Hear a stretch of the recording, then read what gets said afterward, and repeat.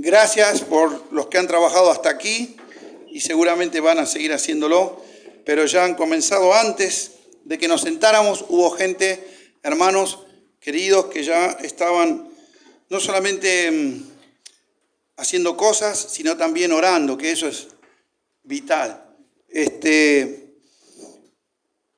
Así que iremos rápido. Esto es lo que tenemos en mente, así que no sé si todos llegan a tener apuntes.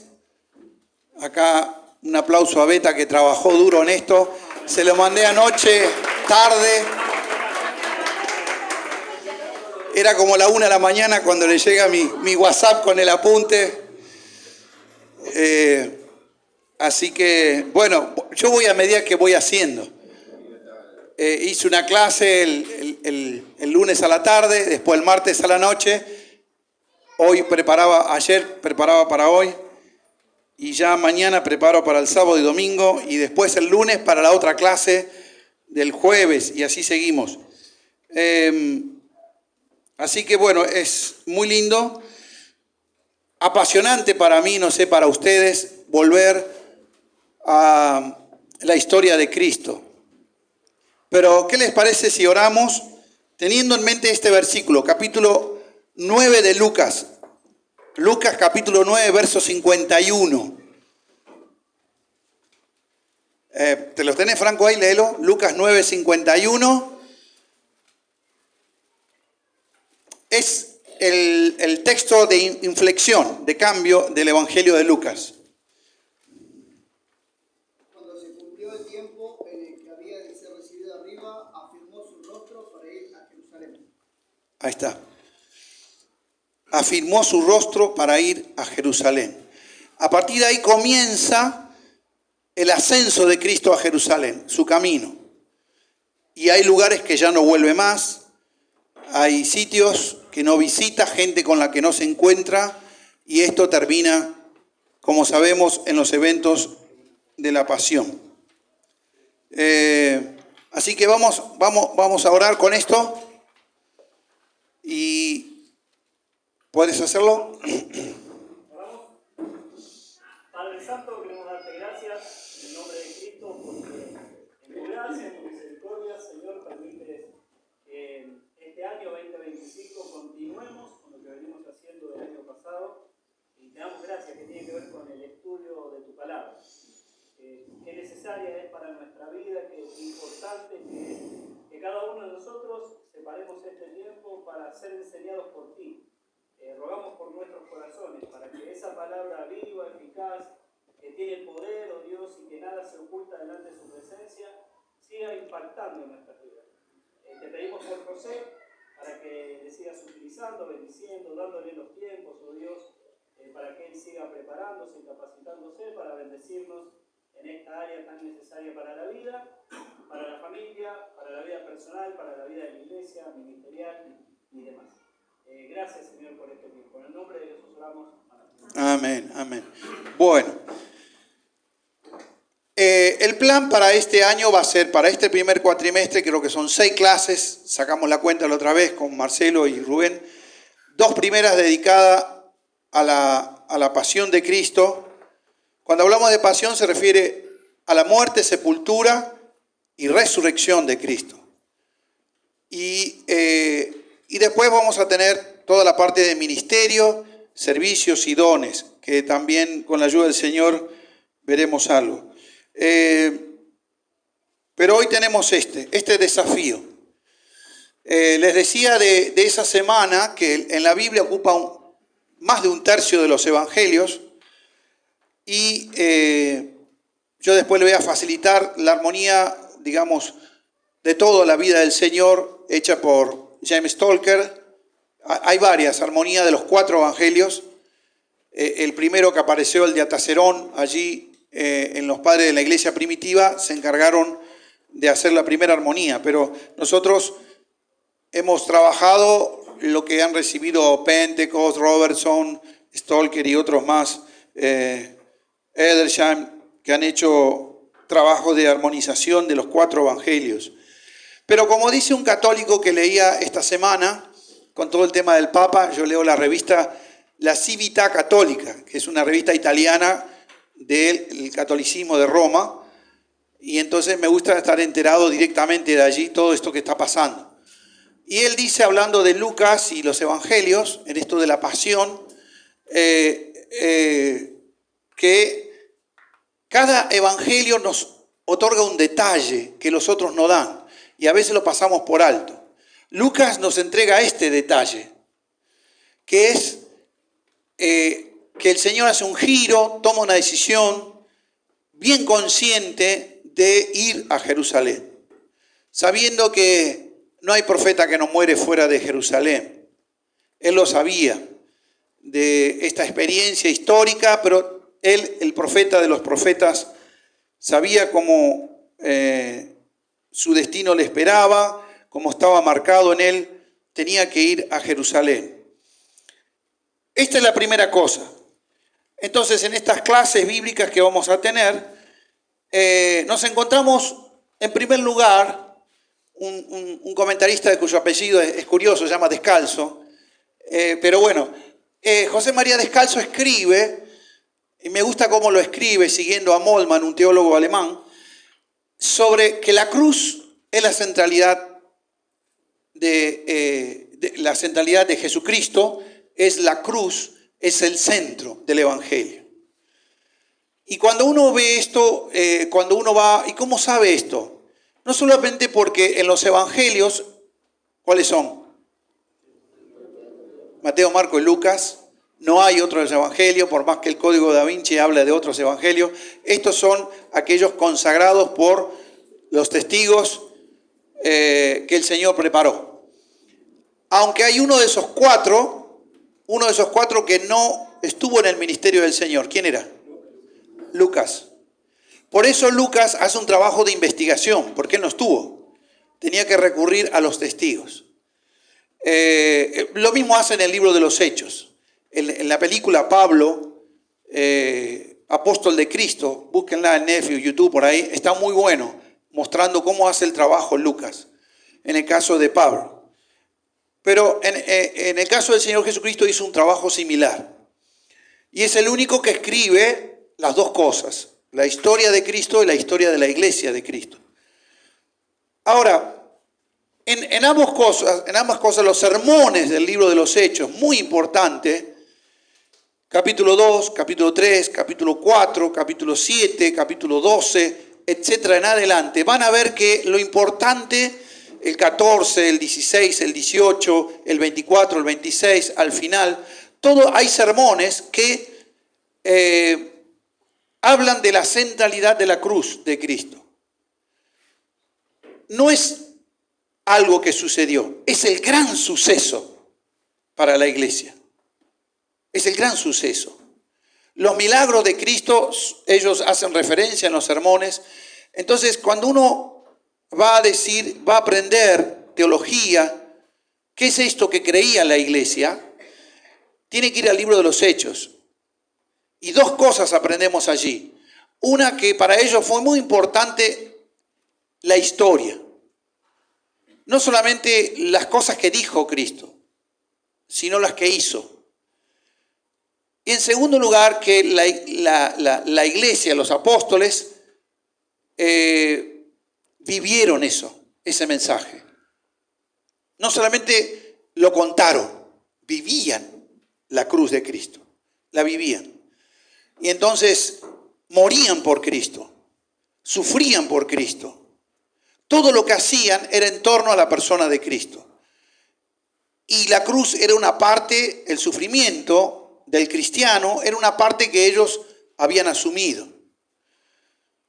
La segunda cosa que vemos no solamente ocupa el centro, sino que hay otro elemento, el escándalo de la cruz de Cristo. Para un romano, predicarle de un Cristo crucificado, de un Dios crucificado, era una cosa que no le entraba en la cabeza, pero no porque no pudiera entender, porque ellos sabían lo que era la crucifixión, sino porque era el desprecio. Los que eran crucificados, ¿quiénes eran? Los esclavos, los maleantes, los terroristas del imperio, lo peor, la escoria. Entonces, hablar de un Dios crucificado para ellos era rebajarse. No lo entendían. Esto es algo que es un escándalo. ¿Qué es esto de uno que era?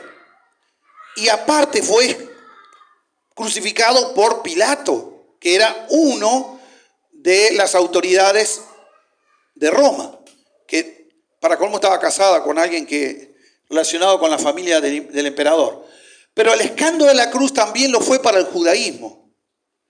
Fueron piedra de tropiezo. Ellos no lo entendían. ¿Qué es esto de un Mesías que muere de la manera tan ignominiosa, vergonzosa, despojado?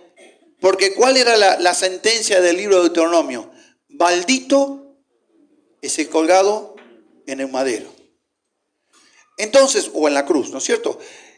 La cuestión es que para un judío la crucifixión era algo que, digamos, era la opinión de Dios que era un maldito.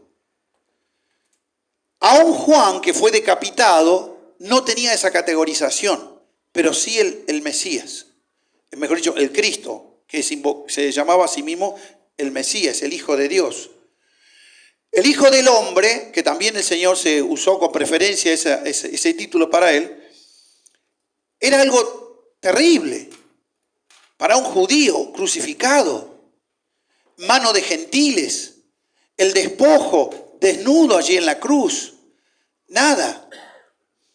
Debemos entender esto, que el Señor sí que no tenía nada, Porque algunos hablan del Papa, dice que dejó toda su herencia, su patrimonio eran 100 euros. No eran 100 euros, eran 200.000 euros. Días antes de morir donó los 200.000 que él tenía en la cuenta. Bueno, son dos cosas distintas. Pero bueno, el Señor sí que no dejó nada. No tenía casa, no tenía nada. Todo su patrimonio consistía en lo que tenía puesto. Ahora, el escándalo de la cruz también fue para los griegos. La otra comunidad pensante, influyente en el mundo del imperio eran los griegos. Cuando Pablo le habla a los hombres de Atenas, que eran los filósofos de aquel tiempo, en la academia de Atenas, que era la universidad, pero era una universidad que era una mezcla de templo y universidad, porque dice, yo pasando por el santuario de ustedes, vi entre ellos un altar al Dios no conocido. Bueno, de ese les vengo a hablar, dijo Pablo. O sea, el asunto que se iba a tratar era un debate sobre, ellos le dijeron, explícanos el Evangelio de Jesucristo y la resurrección, pensando que la resurrección era otro Dios más, aparte de Jesús. Cuando él les dijo, no, que Jesús es el que resucitó, le dijeron, basta, se terminó, otro día te oiremos. ¿Qué es esto que un Dios que se hace hombre podía ser para un griego? Pero un Dios que muere y vuelve a resucitar era algo que a un griego no le entraba en la cabeza. Esto es algo que también era una piedra de tropiezo, era un escándalo. Por el lado que se mire, para un gentil o para un judío, para un griego, para un romano, la cruz es un escándalo. Era una cosa intolerable, era una cosa que no se podía digerir. Así lo dice Descalzo cuando comenta esto. Era algo que no se podía comer. Pero Moltmann dice que uno de los problemas del siglo XX, bueno, él escribe en el siglo XX, ¿no? Murió ya, pero en nuestro periodo moderno, uno de los problemas que tenemos nosotros en la cristiandad es que también nosotros tenemos idea de rebajar o licuar la cruz de Cristo. Porque el mundo rechaza la cruz de Cristo. Esto de que Cristo muere en la cruz, yo le mandé un mensaje a mis compañeros de trabajo, un mensaje muy cortito de Luis Palau, dura 2 minutos y medio, 150 segundos, para compartirles la esencia del Evangelio, para que ellos sepan qué era. Algunos escucharon, otros, pero el grueso dijo, ¿qué es esto de la cruz de Cristo? Nos quedamos con el mensaje humano. Mirar al otro, respetar al otro, tener amor, caridad, etc. Pero yo, pecador, y que Cristo muera en mi lugar, es una cosa que el grueso no lo acepta. risas apagadas escuchaba detrás mío cuando comentábamos el sermón de Luis Pala. Una evangelización espectacular en 2 minutos, muy buena. Ahora, esto era un tema que ellos tenían y sabían. Cuando llegamos a este punto, y ahora sí empezamos a trabajar juntos, nos encontramos con una semana. En realidad con 8 días. Porque termina un domingo. Y para ellos el primer día de la semana era el domingo, ¿se acuerdan? Para un judío. Así que tenemos el domingo, lunes, martes, miércoles, jueves, viernes, sábado terminó, y al siguiente domingo es la resurrección de Cristo. Son 8 días. Pero el Sabbat primero, que es el que limita todo, él tiene la cena en Betania. ¿Eso dónde está? En Juan capítulo 12, creo que si no me equivoco. En la cena en Betania, 11 o el 12. Cuando después de la resurrección de Lázaro, ¿qué comen? Juan 12, ¿no es cierto? Bueno, eso sucede en Betania. Era el refugio del Señor, la familia querida de Marta, María y Lázaro, que estaba a poquito distancia de Jerusalén, al sureste. Ustedes tienen un mapita ahí que Beta hizo.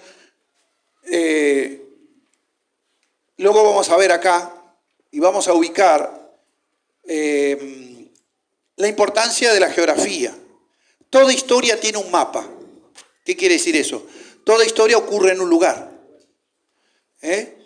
Cada historia tiene un mapa y cada mapa puede tener su historia. Pero en el caso del Señor nos encontramos que más o menos esta es la cronología. Este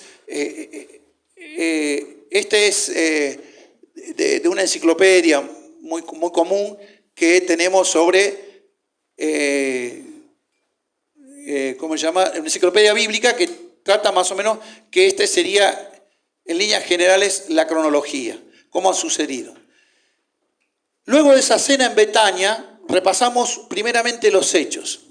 Yo quiero hacer énfasis en esto y quiero seguir los buenos comentaristas, que lo primero que hay que hacer cuando uno va al texto es, ¿qué dice el texto? Los datos. Y se toman con lápiz y papel. ¿Qué encuentro? El primer día, creo que está en Mateo 22 y sus paralelos, el Señor hace traer un pollino de asno y entra a Jerusalén, lo que se conoce el Domingo de Ramos. Hoy ha pasado a la historia como el Domingo de Ramos. El Domingo de Ramos, según Edersheim, cumplen las 69 semanas del libro de Daniel. En ese momento se cumple, según está en el libro de Carballosa, Daniel y el reino profético, pero él lo saca de otro material de Sir Robert Anderson, donde hace el cálculo exacto de los 483 años, días, hasta desde que se levanta el muro de Jerusalén hasta la entrada del Señor de Domingo de Ramos. Y queda una semana pendiente, que es la famosa semana 70 de Daniel, que son semanas de año. Hexapla se llama, técnicamente, porque en realidad no sabemos 7 de qué. Pueden ser 7 días, pueden ser 7 semanas, 7 meses, 7 años o decenas. Entonces, la historia nos ayuda a entender que son semanas de año, pero eso es otro tema. Lo interesante es que los autores que han hecho la cuenta calza que la entrada del Señor a Jerusalén se cumple exactamente las 69 semanas. Dean Farah o Alfred Edersheim lo muestran bien claro. Jesús entra en la ciudad. ¿Se acuerdan cómo entró? Llamó el Uber, vino, entró. Bueno, llamó un Uber de aquel tiempo, más o menos un pollino. Entró. Pero ¿qué pasa a la entrada del Señor? ¿Fue por la puerta trasera? ¿Fue media escondida? ¿Cómo fue? Tremenda. Fue una celebración. Fue ruidosa, fue pública. Fue evidentemente que se exaltaba la persona del Señor. Es más, ¿cómo le decían? Hosana, el nombre del Señor ¿Y qué más agregaban? El rey de Israel, hijo de David. O sea, lo que estaban diciendo es que él tenía derecho al trono. Y ellos pensaban de que ese era el momento. Muchos de los que estaban ahí no entendían bien. Es más, los fariseos que estaban ahí decían, hacerlos callar. No saben ni lo que dicen. Y él les dijo que aún las piedras clamarían. Era el momento de la gloria del Señor. Entró a la ciudad. No solamente entró a la ciudad, sino que fue ¿hasta dónde? Hasta el corazón de la ciudad. Era el templo. Recorrió un buen terreno, lo vamos a ver en el mapa ahora, hasta llegar ahí. Luego termina eso, entra al templo y ¿qué pasa en el templo? Saluda a toda la gente, se va. ¿Qué pasó? Recordemos los hechos, aquellos que han leído alguna vez los evangelios. Sarca a los mercaderes. Por segunda vez el Señor limpia el templo. Está al principio del ministerio y al final. Por lo menos eso es lo que se puede ver. Y habéis hecho la casa de Dios casa de mercado. El Señor enfrentó, y aquí comenzamos a ver esto de la centralidad y el escándalo de la cruz. Hace varios años un hermano, que tendríamos que invitarlo, Bobby Jack, escribió un libro sobre las cosas que se enfrentó Cristo en la última semana. Y una de las cosas que se enfrentó fue al sistema, como sistema, al sistema judaico, económico en este caso. Pegó donde más le dolía el judaísmo, que era la industria de la religión, el negocio de la fe, del judaísmo. Se movía mucha plata en torno al mercado de Jerusalén. Y eso al Señor, que era muy respetuoso, y por eso lo saca corriendo a toda esa gente. Volcó la mesa era como si hubiera entrado al banco y hubiera tumbado las monedas del banco, los financistas que estaban ahí, porque la gente venía y compraba de distintas partes, venían distintas monedas. La gente que venía de otros lugares traía las monedas de su país, las cambiaba, porque no se podía comprar con moneda extranjera, había que usar el ciclo del templo. Y era un gran negocio, ¿viste? Cuando vos comprás y vendés dólares, te lo compran al precio más bajo y te lo venden al más caro. Esa diferencia se llama el spread cambiario. Bueno, ellos tenían su spread cambiario y daba muchas ganancias. Y no solamente eso, vos no te podías venir con un corderito al hombro desde Alejandría, se lo comprabas ahí. Y como siempre, si lo compras ahí en el shopping, te sale más caro que si traes el pochoclo de tu casa, que si compras el pochoclo a la entrada del shopping. Es más caro. Todo era más caro. Entonces el negocio estaba armado. Y el Señor vino a patearle el nido, el hormiguero. Pero nadie se atrevió a decirle nada, porque sabían que lo que estaba haciendo era justo. Y si ustedes vieron la película Gladiador, que me imagino que todos son pecadores y la vieron, y yo la vi varias veces, hay una escena que le dice el jefe de Máximo, el que lo tenía como el esclavo, le dice algo: para que dures en la arena, gánate al pueblo. Entonces le van a vitorear. Esto es lo que hizo Cristo. Se ganó al pueblo. Pero no como un ardid político, no como una mecánica política. El Señor lo hizo de corazón. Y la gente le seguía y le aclamaba. Ellos le tenían miedo al pueblo. No lo querían matar abiertamente, ni desacreditar públicamente. Lo querían agarrar por engaño. Y a escondidas, no posible, en la noche, oscura, en algún rincón, y que desaparezca. El Señor se ganó al pueblo. Cuando hizo eso, ni se animaron. Y Él se fue. Los discípulos estaban entre temerosos y jubilosos.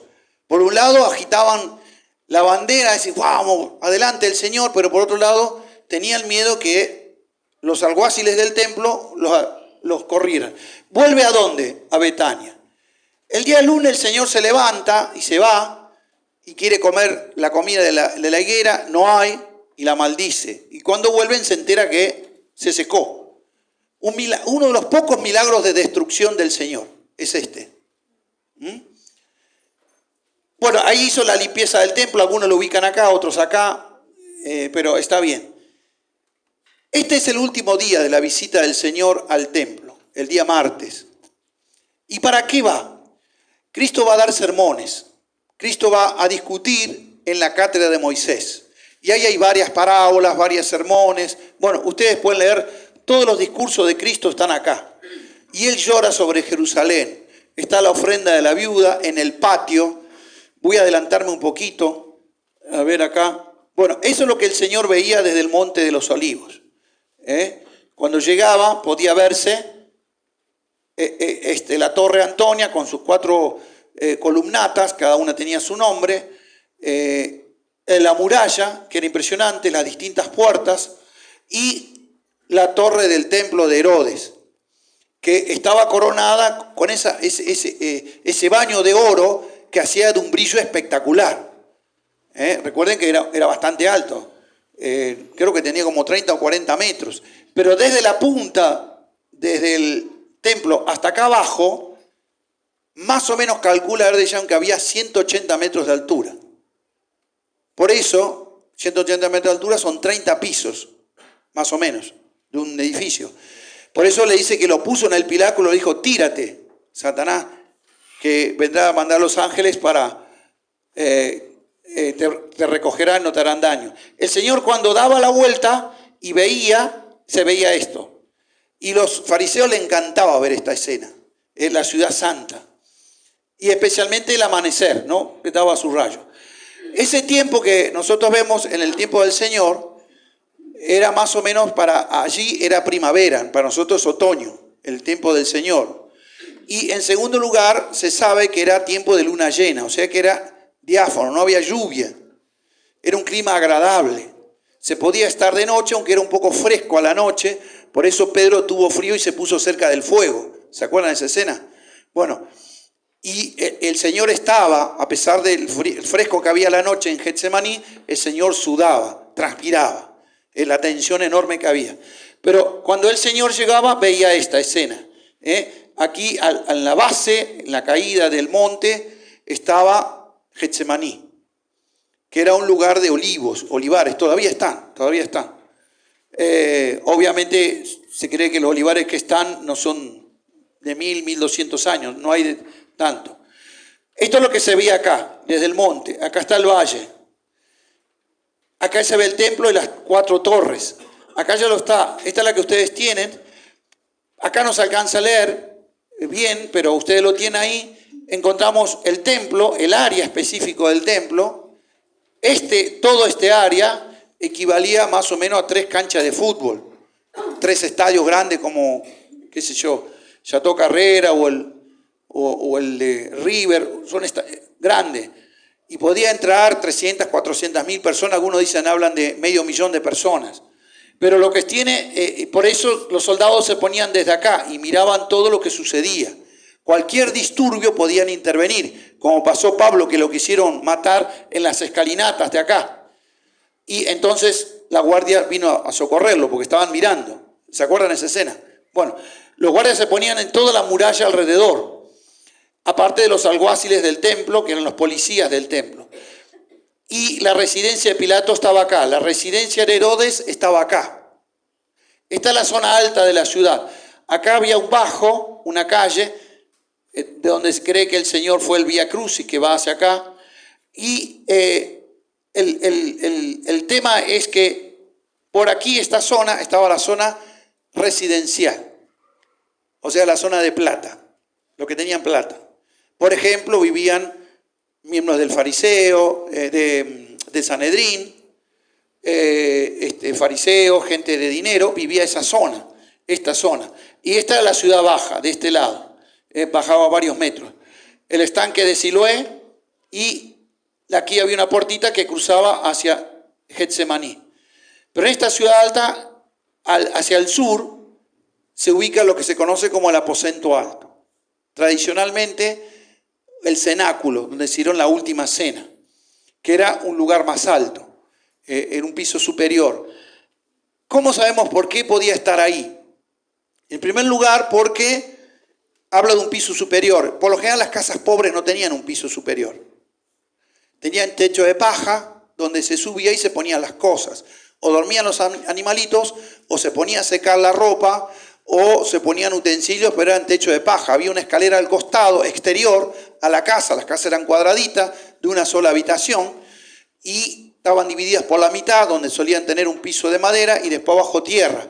Y en la tierra se ubicaba aquellas partes menos, digamos que no requerían atención, y se ubicaban los animalitos, por ejemplo, el corderito que David toma de esa familia, porque se ubicaba ahí y dormía con ellos. Y ellos dormían en la parte más alta, todos juntos. Arriba tenía esa parte, como Rahab, que estaba sobre el muro, era la casa de pobres, se ubicaba apoyando en el muro porque la casa no tenía cimientos, usaba el muro como cimiento. Pero en el caso de esta casa, demuestra que era gente de dinero, había un aposento alto. Era un primer piso, en algunos casos había hasta un segundo piso, pero para tener eso había que tener mucha plata. ¿Por qué? Porque se usaba piedra. No había otra cosa. No como nosotros que usamos cemento con columnas, con vigas, no había. Se ponía la piedra directamente. Y sobre eso se ponían las vigas y sobre eso se ponía el piso, que eran losas. Pesadísimo. Ahí se ubica ahí. Y aparentemente, por lo que se sabe, era de una familia acomodada. Puede ser Juan Marcos, se atribuye a él la casa del aposento alto. Ahora, el Señor viene de la zona de Betania, llega y volvemos para atrás, antes nos ubicamos en el día anterior. Ustedes pregunten acá, las parábolas que están, bueno, habría que ver por qué el Señor reservó tantas parábolas y tantos discursos y los discursos. Hay un discurso que Él da afuera de ese lugar, que es el discurso del Monte de los Olivos. Él lo da en varios lugares. Uno lo da en el camino, otro lo da en el monte y otro lo da dentro del templo. No estrictamente dentro del templo mismo, del área, sino en las afueras, en las escalinatas. Había dos escalinatas. Una la que era directamente al área templo, del templo más grande, que era la parte de los gentiles, que era el área más grande. Y después estaba el patio de las mujeres, que había una segunda escalinata. Y en esa segunda escalinata había ubicada en cada esquina como unas urnas grandes donde las personas podían poner su ofrenda. Y en eso pone la viuda, el Señor lo ve y da un discurso basado en eso. Ella pudo acceder hasta ahí. El resto del pueblo llegaba hasta ahí y después entraba en el área de los judíos, y entre los gentiles y el sector había una muralla corta, de más o menos de 1 metro de altura. No es que era una muralla alta, era una pared más baja. Por eso Pablo habla de que fue derribada la pared intermedia en Efesios capítulo 2. Esa pared intermedia fue derribada y ahora de los dos ha hecho un solo pueblo. Hace referencia a esa muralla que estaba ahí. Era una muralla corta.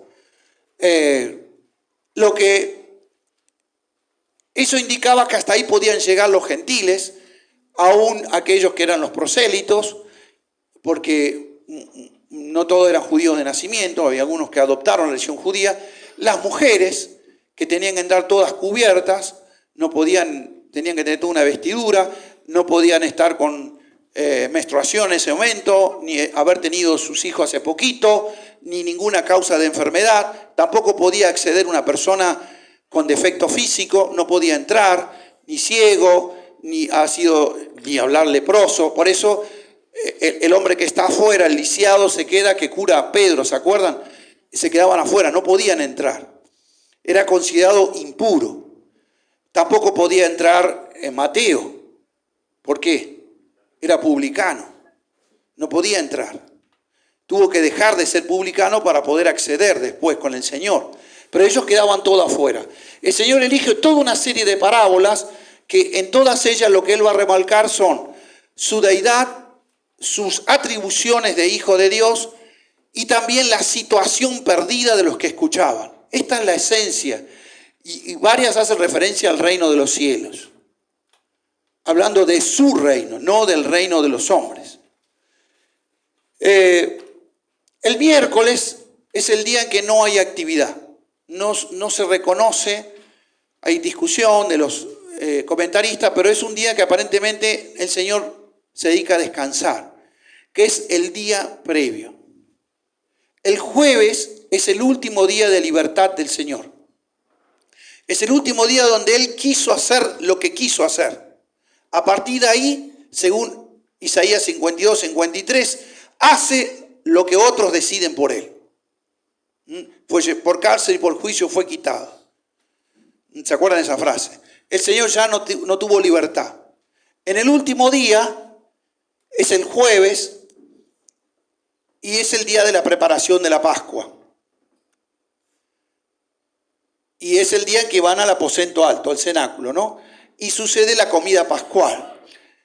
La última cena pasa a ser el comienzo de una nueva época. Él termina.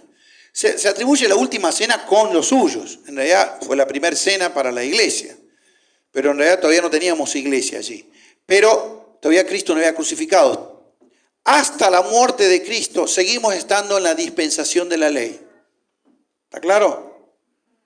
No es que los evangelios ya son la nueva dispensación. No. Estamos todavía en la dispensación de Moisés o de la ley o de Israel, como quieran llamarle. Pero en la economía de Dios es a partir de la resurrección que comienza a contarse de nuevo. El Señor lava los pies de los discípulos. Judas es señalado como traidor. Acá Giovanni Papini habla del misterio de Judas. Es realmente un misterio. Cómo un hombre llegó a traicionar al Señor. En realidad, Judas hizo dos cosas. Una, traicionó al Señor. Y la segunda, lo vendió. Lo vendió como un objeto. Le puso precio. Pero un precio muy vil. Para una figura tan grande como el Señor, 30 monedas de plata era nada. Lo vendió por monedas. Esta es la realidad. Compraba un terreno en las afueras de Jerusalén, dentro del ejido de la ciudad, o sea, dentro de los límites de la ciudad, fuera extramuro, ¿no? Fuera de los muros. Pero en realidad Judas lo traiciona y lo vende. Esto es terrible. ¿Se acuerdan el Salmo cuando habla de del que moja pan conmigo? ¿Cómo lo vendió? Con un beso entregas a tu Señor. Es terrible toda la escena. Es un misterio por los sentimientos de Judas. Y cuando él se da cuenta, ¿cómo terminó Judas? Esa noche mueren dos personas, mejor dicho, uno y después muere el otro. Judas muere primero, después el Señor. Y Judas, como bien dice un autor, no corrió a la cruz. Tenía que haber corrido a la cruz. Él le agarró el remordimiento y se ahorcó. Si se hubiera arrepentido, hubiera ido a la cruz, como el ladrón arrepentido, hubiera ido a la cruz. Pero él no, se queda ahí. Y este Judas fue algo notorio, no es que se suicidó o se ahorcó, etc. De ahí viene el gran, digamos, ¿cómo se dice? Este tema del suicidio de creyentes.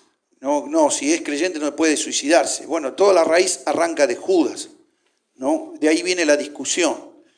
Pero la cuestión es que Judas era algo que la gente sabía que Judas pertenecía al grupo del Señor. ¿Está claro? Y cuando se reúnen, ya Judas no está. Cuando aparecen los discípulos, aparece otro en reemplazo de Judas. ¿Quién fue? Matías. No nuestro Matías, otro Matías. Pero la cuestión es que Matías aparece, pero ya no Judas. Pero todo el mundo sabía de Judas, Y esto era como la oveja negra del cristianismo. Ya arrancamos mal. Pero se fue hacia el lugar que estaba reservado, ¿no? Solo el hijo de perdición, el Señor perdió, por decirlo así. Bueno, ahí hay una advertencia sobre ahí ya está. la advertencia de que ellos lo van a abandonar, y esto se cumple lo del profeta, y el gran discurso del aposento alto. Si ustedes leen, el discurso lo leen despacito, duró bastante tiempo. Es probable que el Señor haya estado hablando por casi 2 horas. Y se guardó lo mejor para el final. Y fueron instrucciones muy especiales. Cuando escribe Marcos, Lucas y Juan y Mateo, este discurso no aparece. Aparece en Lucas, Juan. Juan rellena ese vacío de qué es lo que hicieron todo ese tiempo. En ese tiempo, los discípulos escucharon, se dejaron lavar los pies, hicieron algo bien argentino. Se pelearon entre ellos. ¿No? La grieta estaba ahí también. Es algo tremendo. Y yo voy a ser el primero, y yo voy como ministro, ya había acomodados y todo en aquella época. Lo que sí, el Señor les hace eso. Y el discurso comienza en el aposento alto, pero al final del 14 salen, levantados vamos de aquí, y cantan el himno, y el discurso sigue en el camino. En el camino que se caminaba muy suavemente, era de noche, acuérdense, y cuando uno salía al lugar, era noche fresca, los poetas lo dibujan al Señor, al discípulo, algunos cubiertos su cabeza. En realidad no necesitaban ser cubiertos, pero aparentemente la cobertura era por el clima, no porque querían pasar desapercibidos, pero no porque requiriera el Señor ser cubierto. Pero ellos salen, y a la mitad del camino, a partir del capítulo 15, el Señor les habla de una vid. Y es probable que en el camino, que era hacia el sur, que yo les cuento, ustedes tienen el mapa ahí, el camino más común que hayan seguido es este, del aposento alto, saliendo por esta puerta, cruzando el valle, y salen ahí. En este camino que está acá, que era el principal, que se ve mejor que acá, ellos salen en algún recodo del camino, el Señor les sigue dando el discurso, y es posible que hayan visto una vid. Pero había 2 cosas llamativas cuando ellos salían de la ciudad.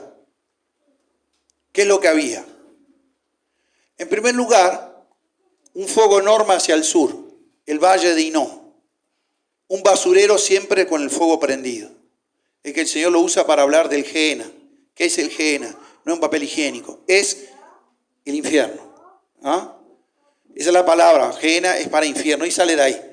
Ahora, el valle de Hinnom, donde se acuerdan que en el valle de Hinnom, ¿qué pasó?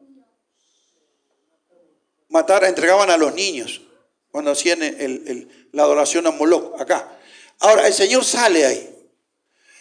Y cuando sale, la segunda cosa que ven son la multitud de lucecitas pequeñas.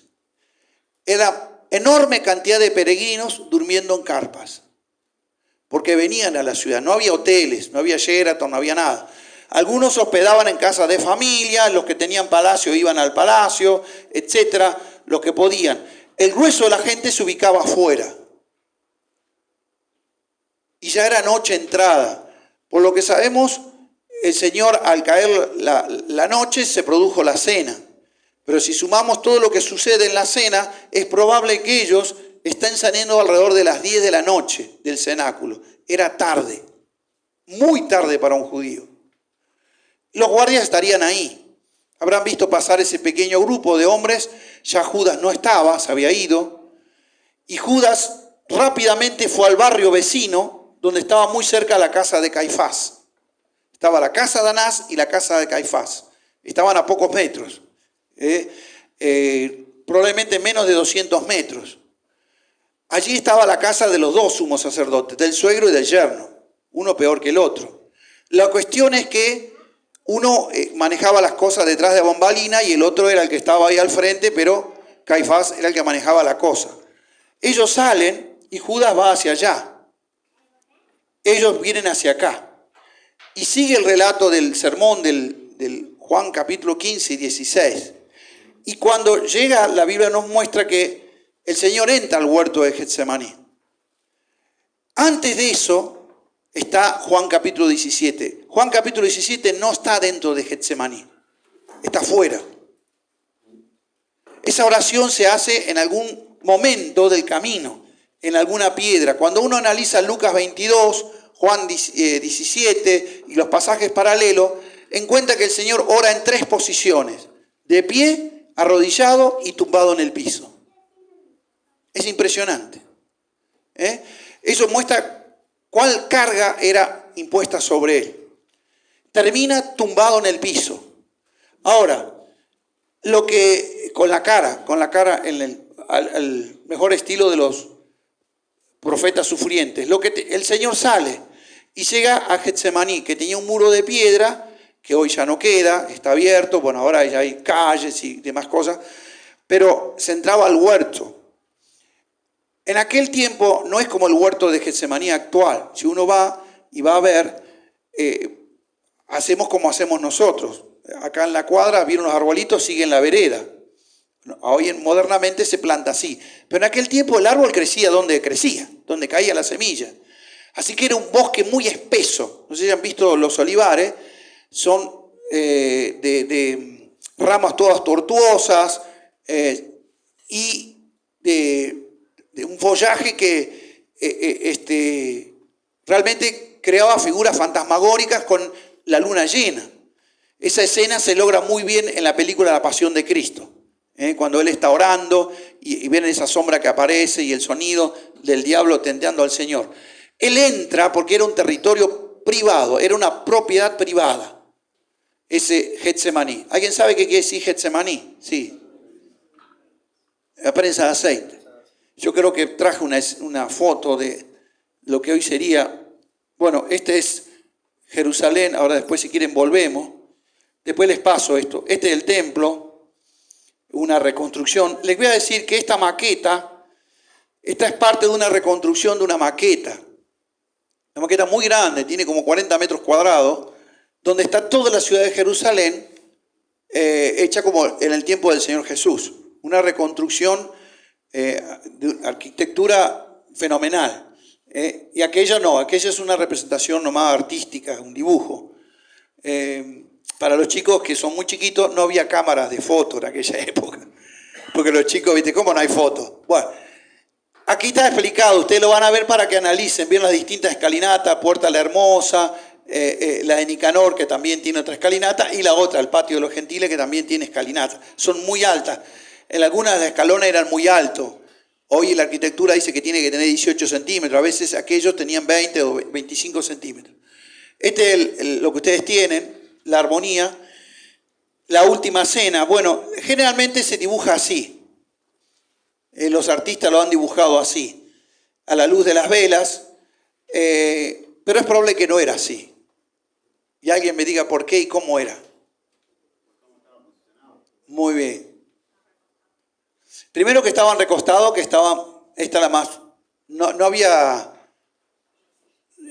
sillones, ¿no? Había una mesita donde tomaban, pero no había bancos, sí.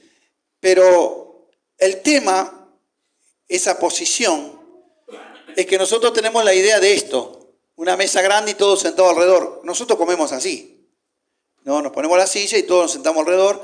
Nadie come los fideos de segunda fila, todos nos sentamos en la primera para comer el asado. Ellos también. Pero ¿cuál era el tema? Reclinados.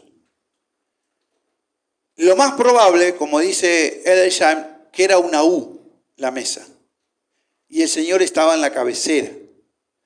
Esto es algo del medioevo, porque en el medioevo, cuando surgen las pinturas, se dibujaba como se vivía. Es más, la última cena se dibuja todo a lo largo. ¿Vieron la foto?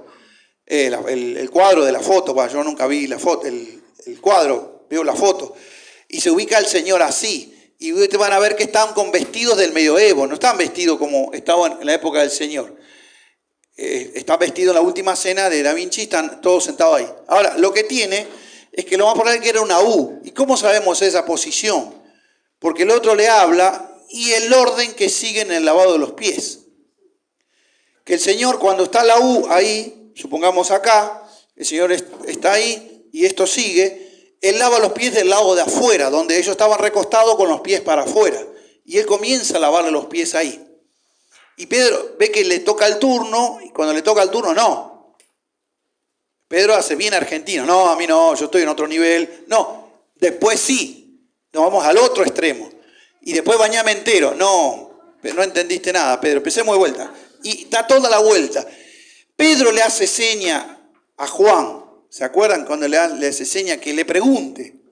Judas moja el pan, que se ve que estaba cerca del Señor. Ese gráfico nos enseña bien cómo era la usanza judía de celebrar la cena. Generalmente la persona más importante se ubicaba en la cabecera. Hasta hoy día es así, los orientales lo hacen así. Mi familia, que venimos de árabe, también hacían así. Mi señora siempre se queja, estuvimos hace 2 días en Buenos Aires, y mi mamá me sirve primero a mí, después a mi señora. Y mi señora le dice, Pepa, le dice, usted todavía no aprendió, dice, yo no tengo mamá, no tengo nadie, y siempre a José le da la porción más grande, el churrasco más lindo, el más jugoso, hasta el día de hoy, es así, ¿no? A mi hermano, todo, pasa lo mismo, le pasa a mi hermano Daniel con la familia, todo. Es algo tan metido en la cultura que es difícil. Eso pasaba en el Señor, esa es la última en el cenáculo. Bueno, no hay momento para... estaban las 4 copas, eso lo vemos en Lucas, que se ven 2 copas, pero en realidad se ven 4, etc. Getsemaní es esto, ¿ven?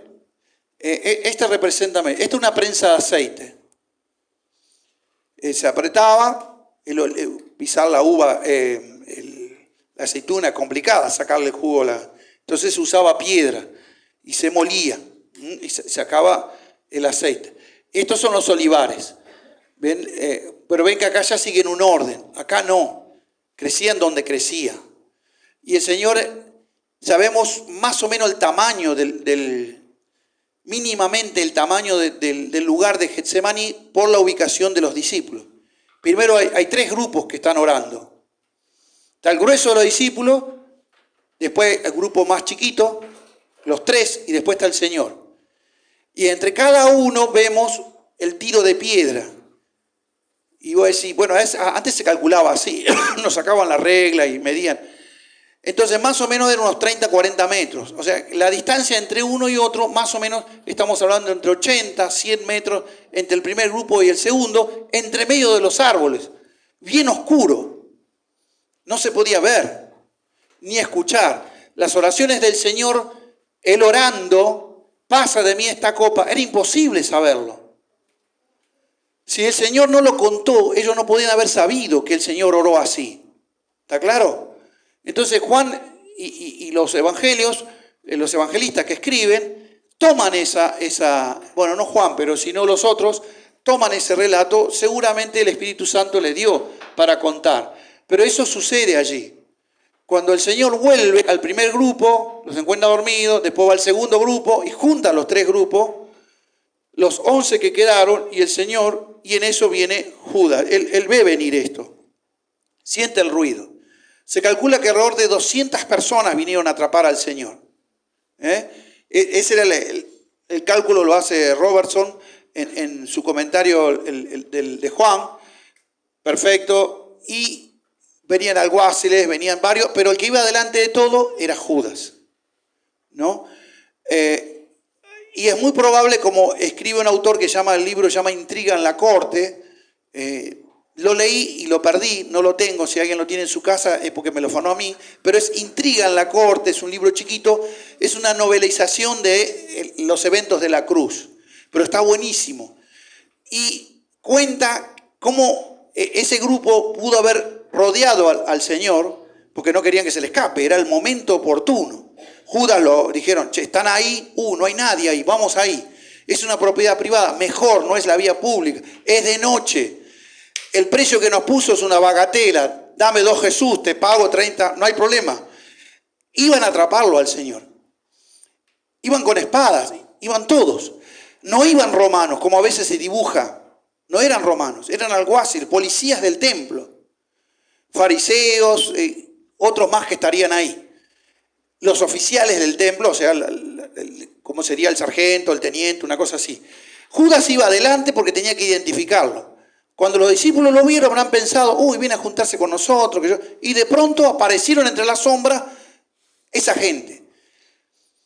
Que tendrían, como bien dice este hombre Edersheim, tendrían antorchas. Los que tendrían tapadas las antorchas, es muy probable, para que no le vean, pero igual se veían. Pero estarían cubiertas, que se podían en cántaros, se ponían las antorchas para que no se pueda ver, al estilo Gedeón. Después se rompía el cántaro y se ponía. Estos sacarían, entonces llevarían pocas. Y bueno, y ahí aparece la escena, ustedes conocen. Pedro sacó su espada espectacular y empezó como el zorro. Le duró un suspiro. El Señor le dijo, no, pará. Le apuntó a Malco, a la cabeza de Malco, el tipo corrió, le cortó la oreja, si no le partía el cráneo. La cuestión es que, y el Señor hace un milagro de restitución ahí. Tremendo. Y aún así no creyeron. Es cosa espectacular. Eso sucede todo en Getsemaní, en las afueras de Jerusalén. ¿Qué más tenemos?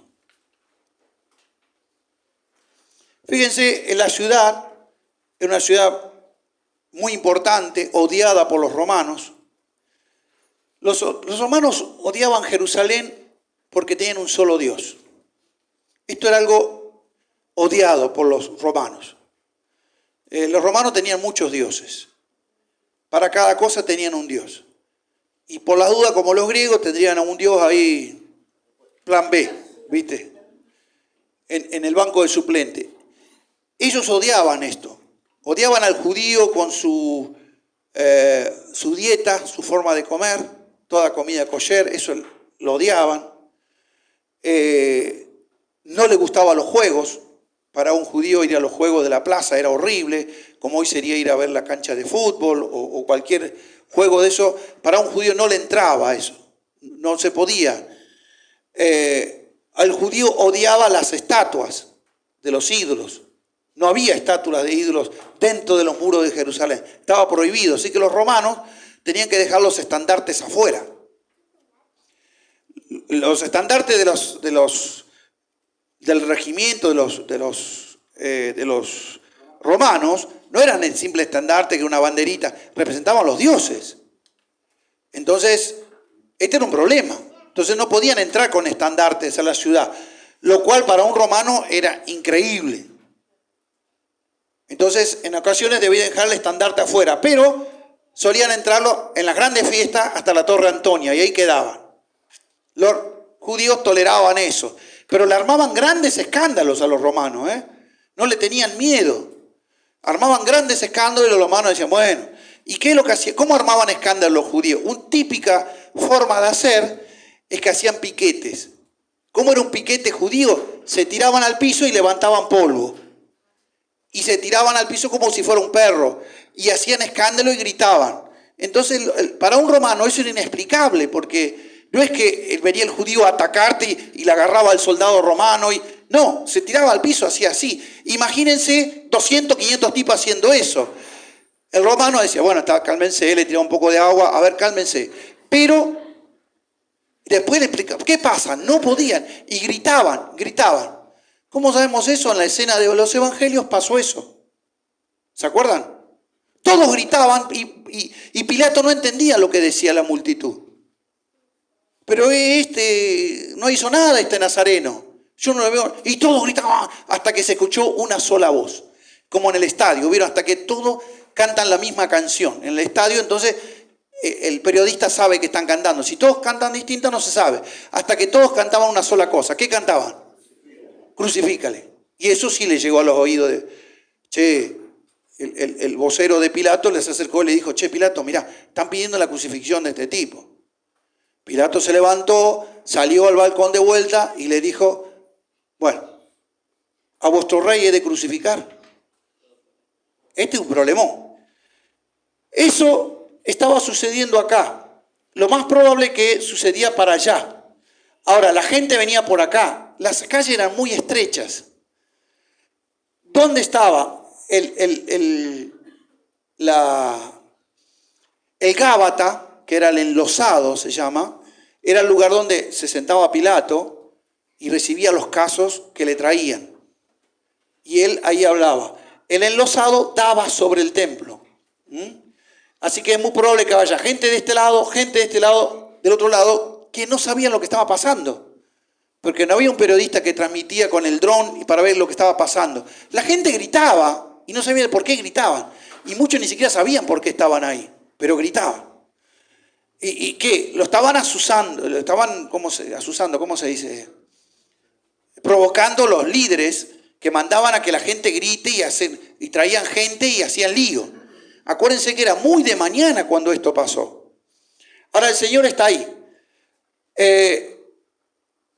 Fue traído desde el huerto de Getsemaní, del Monte de los Olivos, a la ciudad alta, hasta la casa del primero, del sumo sacerdote. El Señor, ustedes tienen ahí los 6 juicios que pasó el Señor. Esto fue en la noche. Cuando el Señor lo traen, es muy probable que ya era casi medianoche, el jueves a la noche. Ahí, no sé cuánto tiempo llevo hablando.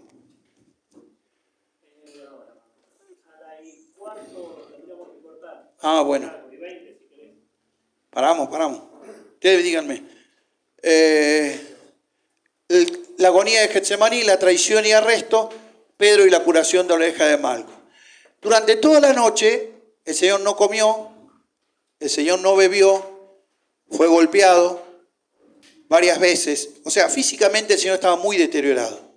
Pasó la noche en vela, con frío, lo llevaban de acá para allá, estuvo en la casa de Anás, después estuvo en la casa de Caifás y después, a la madrugada, lo llevaron al Sanedrín.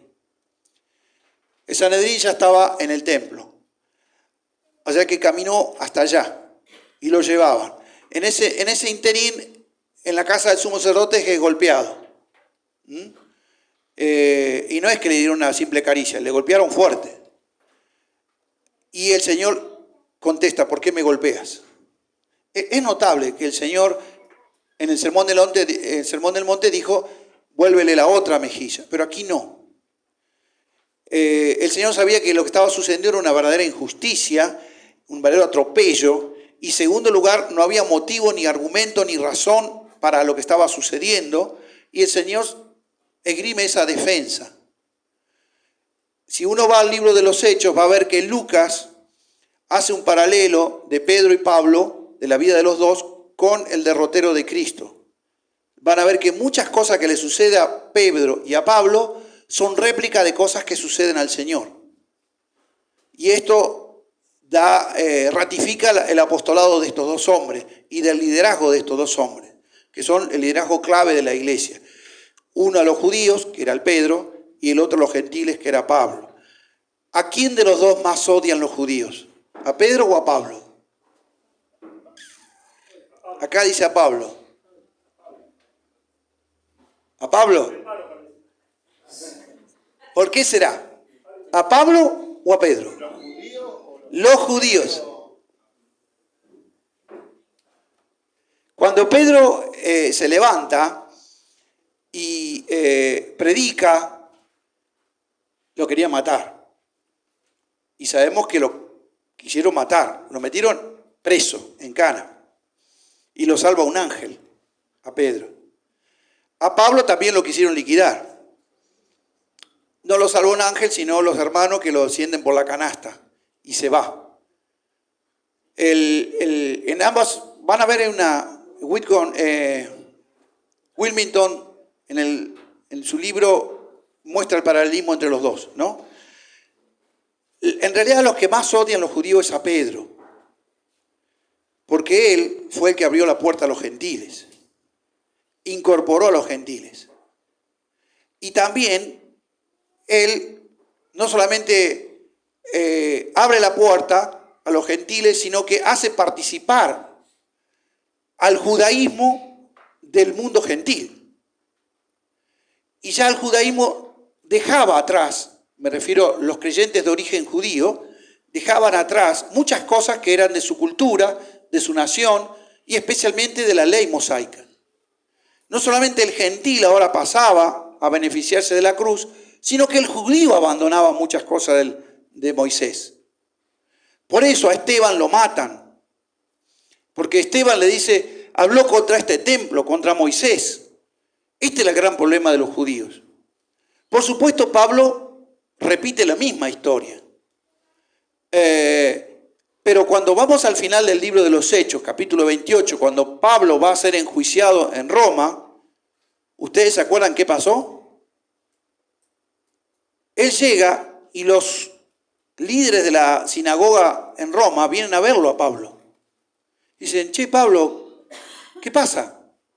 Y él les dice, nos mandaron unas cartas de Jerusalén. No, nosotros no tenemos ninguna noticia. Ah, bueno, y te vamos a escuchar. Y venían y charlaban con él, amistosamente, hasta que Pablo mostró el discurso evangélico. Ahí entonces dijeron, bueno, nos vamos y te dejamos a vos, Pablo, porque estás medio loco, etc. No puede ser, tu prédica. Pero este es el gran tema. Cuando nos encontramos con esa realidad del Evangelio y Pablo condena a Pedro por volver a meter el judaísmo dentro de la iglesia, Gálatas capítulo 2, ahí se arma un lío. Los dos pesos pesados del cristianismo se pelean. ¿Está claro? Pedro por un lado, Pablo por el otro. Y ahí Pablo impone doctrinalmente lo que corresponde hacer. Y Pedro vuelve a mostrar su debilidad de fe, que fue la marca de su vida. Que siempre estuvo, a pesar de su nombre de carácter, liderazgo, siempre tuvo sus dudas, sus problemas. Y otra vez lo vemos ahí. Y en un momento dado Pedro se somete a Pablo, en su carta lo dice, hablando de las cosas difíciles de Pablo, que para él no lo podía entender, apenas podía entenderlo. Fíjense qué notable esto y qué lección del liderazgo, cómo Pedro se somete, cómo Pedro se humilla y muestra un carácter profundamente humilde y se pone a los pies de Pablo para aprender. Esto es algo extraordinario. Los que nos toca por ahí enseñar, para ese es, a ver, les cuento, yo la otra vez estaba usted lo conoce, Miguel Mato, estábamos ahí en la iglesia y Miguel Mato, che, ¿por qué los argentinos solo van a las conferencias cuando tienen que hablar y no van cuando tienen que escuchar? Me preguntó Miguel Mato, ustedes lo conocen, Miguel, ¿no? Bueno, vieron cómo habla Miguel así, y me pregunta así, y digo, ¿cómo? Claro, porque nosotros invitamos a un argentino a las conferencias, pero viene si tiene que hablar. Pero si no tiene que dar discurso, no va. Digo, nunca me había prestado atención a eso. Y tenés razón, me puse a pensar. Eso es lo que nos cuesta ser Pedro. Ponernos en lugar de, bueno, está Pablo, tengo que reverenciar a Pablo, el instrumento que usó. Bueno, cerramos esta parte. ¿Alguna pregunta acá? Los juicios del Señor. ¿Encontramos los juicios? A ver acá.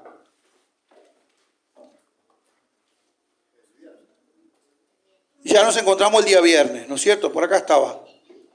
Por acá creo que lo puse, no me acuerdo. ¿Acá? En la primera, bueno. No, me está faltando. Había uno que estaba bien claro. Bueno, no importa. Hay varios juicios frente a Anás, Caifás y el juicio con el Sanedrín. Ahí termina el juicio de los judíos y después el Señor anuncia su mesianismo, que Él es el Mesías.